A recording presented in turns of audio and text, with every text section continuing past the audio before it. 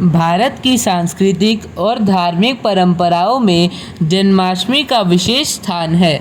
यह पर्व भगवान श्री कृष्ण के जन्म दिवस के रूप में मनाया जाता है, जो विष्णु के 8वें अवतार के रूप में माने जाते हैं। हर साल भाद्रपद मास की कृष्ण पक्ष की अष्टमी तिथि को यह पर्व बड़े धूमधाम और श्रद्धा से मनाया जाता है। जन्माष्टमी का महत्व केवल धार्मिक नहीं, बल्कि सामाजिक और सांस्कृतिक दृष्टि से भी अत्यंत गहरा है। श्री कृष्ण का जन्म लगभग 5000 वर्ष पूर्व मथुरा नगरी में हुआ। पौराणिक कथाओं के अनुसार मथुरा के अत्याचारी राजा कंस की बहन देवकी का विवाह वासुदेव के साथ हुआ। विवाह के समय आकाशवाणी हुई कि देवकी का 8वां पुत्र कंस का अंत करेगा। भयभीत कंस ने देवकी और वासुदेव को कारागार में बंद कर दिया और उनके 6 पुत्रों की हत्या कर दी। जब 7वें गर्भ में बलराम जी थे, तो योगमाया के प्रभाव से वह रोहिणी के गर्भ में स्थानांतरित हो गए। 8वें गर्भ में भगवान श्री कृष्ण का अवतार हुआ।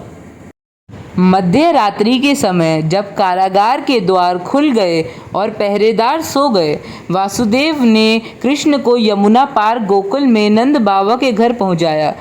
यमुना ने भी रास्ता देने के लिए जल को अलग कर दिया। गोकुल में यशोदा और नंद बाबा ने कृष्ण का पालन पोषण किया।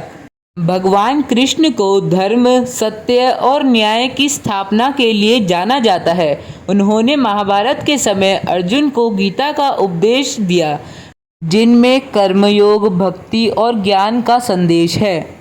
जन्माष्टमी भारत के विभिन्न हिस्सों में अलग अलग परंपराओं के साथ मनाई जाती है, जैसे मथुरा में रासलीला, महाराष्ट्र में दही हांडी और मणिपुर में मणिपुरी नृत्य।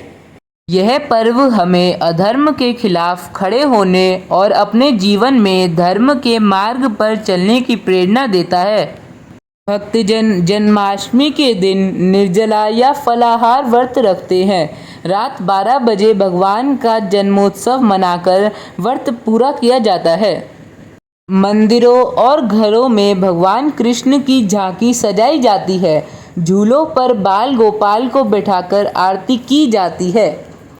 मंदिरों में भजन, कीर्तन और रासलीला का आयोजन होता है, जिसमें कृष्ण की बाल लीलाओं का वर्णन किया जाता है।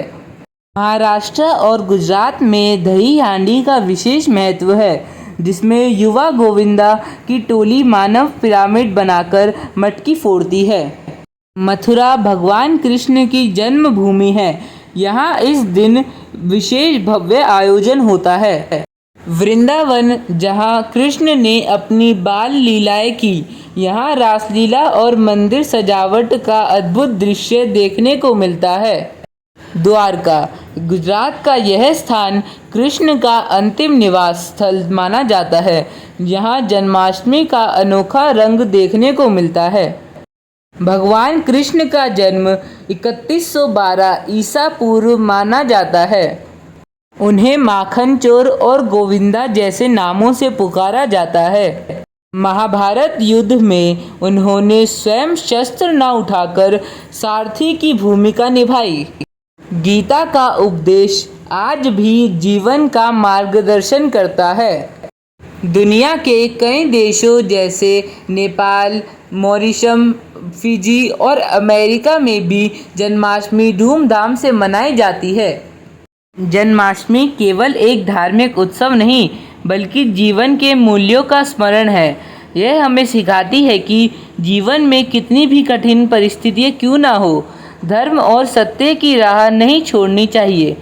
कृष्ण का जीवन हमें यह भी बताता है कि प्रेम, करुणा और कर्तव्य को कैसे निभाना चाहिए।